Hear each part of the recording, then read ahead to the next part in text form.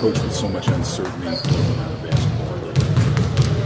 For me, there has been a bit of a distraction, strain, based on all things being relative.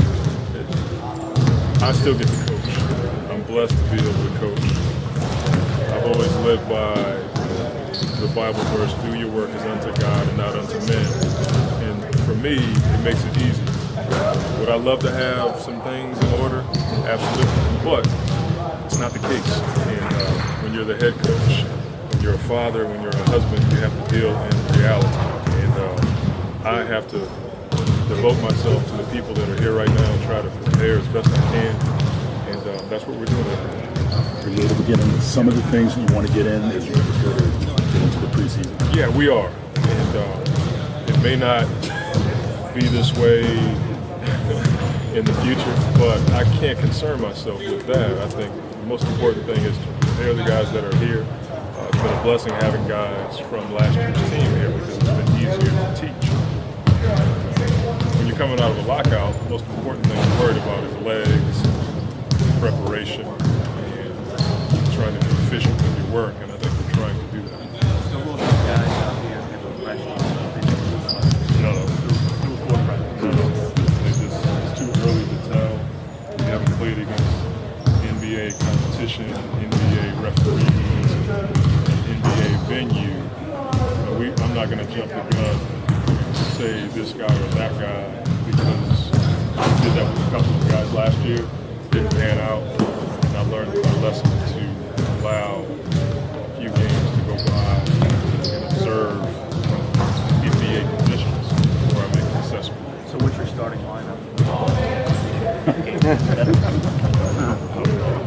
really don't.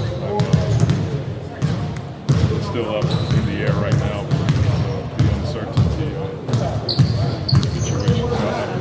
As we get closer to the season, how much of a handicap is that? You're still trying to figure out what a lot of seasons. Yeah. It's 2.5 months.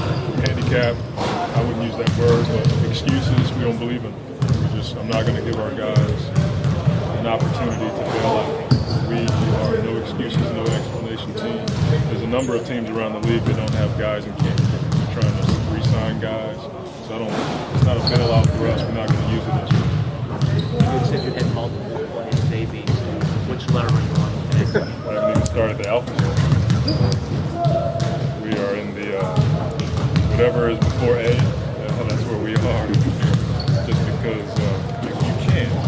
We don't have a depth chart, we don't have anything. We're just trying to put in stuff with the guys we have and try to make the most of the situation. At what point then does that become really serious?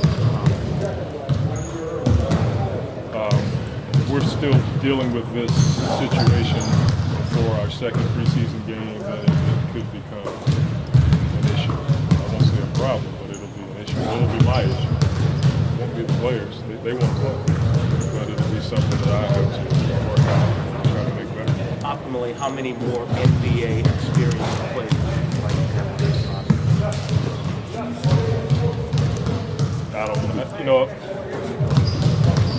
I don't want to say that because the guys that are here are busting the butts.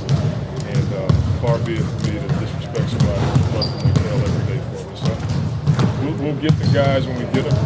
If not, we'll roll with this crew and we'll do the best we can. Monty, can you talk a little bit about your offensive and defensive philosophy and the challenges that you face implementing both systems with a group of players so inexperienced like this one? I don't know if I have an offensive philosophy, to be honest with you. Our offense is based on our defense. So if that's a philosophy, then that's what we do. Defensively, we try to stop teams from scoring in our paint, force contested twos. We feel like that gives us an opportunity to score easier baskets and become more efficient. Second year as a head coach, I don't know if I have a philosophy. If I do have any philosophies, they're all on the defensive end of the floor. It's what I believe in, it's what I was taught, and that's what we've taught since we've been here. Coach, can you find some comfort in at least that the franchise seems to be doing well in terms of season ticket sales, and that at the very least maybe the personnel is not there, Yeah. but the rest of the structure seems to be doing all right? No, I think that's what's lost in all of this. The work that Hugh Weber and all of those beautiful people downtown have busted their butts since last season to